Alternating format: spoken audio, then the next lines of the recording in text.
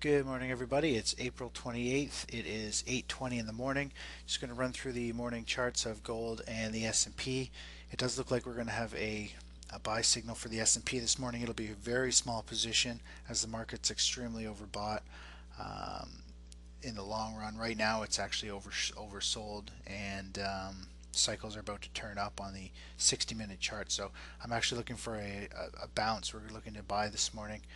Um, the lower the price goes this morning, then maybe we'll scale in some more. But let me just cover the gold charts here quickly. Yesterday, we saw gold sell down. It reached our first price target of 1147.70. We were to take profits, move our stop to break even. Most of you guys did that, and so you should have broken even on the trade or made a small profit.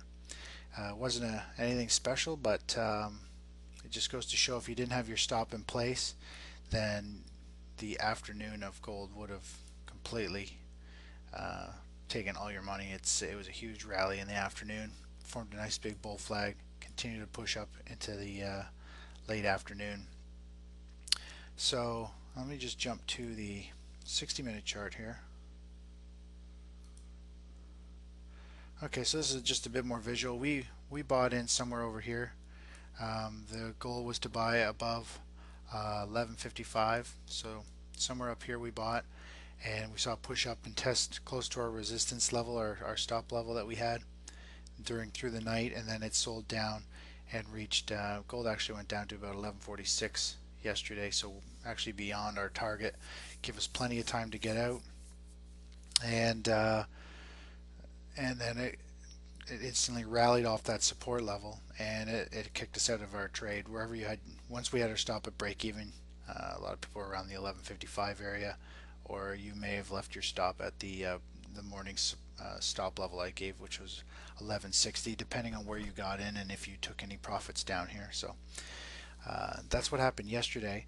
One of the reasons why I had us take profits at 1147 is just because going back on the charts, it was a support level, and whenever we get into a trade, I always want to take some money off the table at the first support level, because you never know if the market's going to bounce off that or if it's going to just break through it and keep selling. So you have to take some money off the table at support level and then move your stop to break even to protect you, and just in case it does bounce and just continue higher, because you never really know if gold or the index is going to continue in a direction. You pretty much have to play support and resistance levels and manage your money. So that's the reason why I said to take partial position off the table there, because I was hoping it was going to go a lot lower. We were all hoping it had huge potential, but buyers stepped in with some pretty big volume and just shot it straight up. And that's exactly why we have a strategy in place here. Protects us for when this happens, but it allows us to get in the game. And when it goes in our favor, we make good money. When it goes wrong like this, we try and break even or make a small profit anyway. So that's kind of what happened with gold. Right now, the bigger picture of gold is I don't really see any setup right now. Obviously, it's trending up.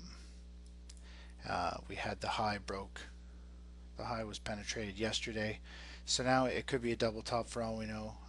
It could go up and form a head, and then later over here form a shoulder, similar to something like this size, or it could just continue to rally. Really, we're going to have to see what the volume and the action does in the next couple days. There's not much we can do with it now. Trading it here is it's just a stab in the dark. So let me just pull up the chart of the SP500. Okay, yesterday we had a huge sell-off, and we've seen a lot of these sell-offs in the past, and this gray line here is NYSE selling volume, and of course it spiked, showing pure panic in the market. And whenever there's panic, we usually see at this level, at these levels here, is usually it flushes out all the weak hands. So I'm thinking this morning or today we're going to see maybe a little bit of follow through. We could see prices today dip a little lower on the S&P, and of course if they go lower, I actually want to scale into a position, because the lower it goes, the better it is actually for a buying opportunity. So this morning I'm going to do an update, send out some prices, what we're looking at. But pretty much at the open, I think I'm going to do a very small position, not a regular size position, because the market is on the edge of rolling over and could continue another down streak. What we're looking, I have a feeling we're somewhere right in here. For all we know, this pullback could just be a red pullback like this one here, and we see a continued rally.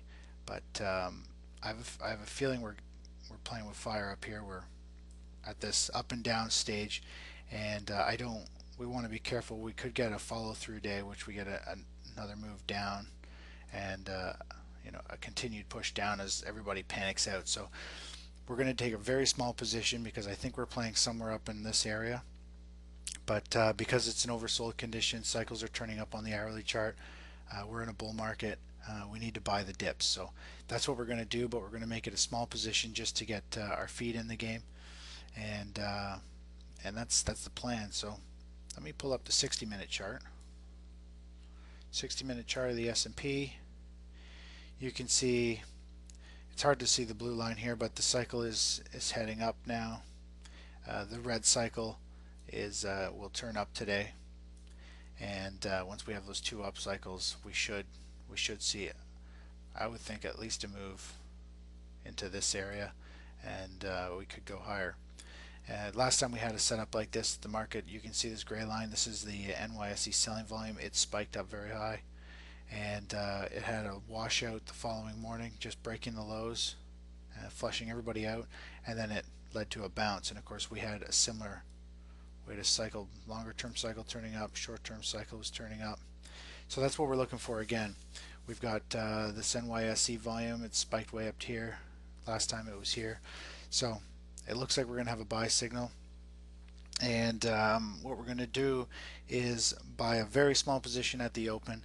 If we see more selling kick in through the day, we want to add to our position on lower prices, and not just a couple ticks lower. Like, we want to see a substantial push lower, like a 1/4% or 1/2%, to add to our position. So I'll update as in the chat room, but that's kind of the plan, and I'll send out a written update. Talk to you later. Bye bye.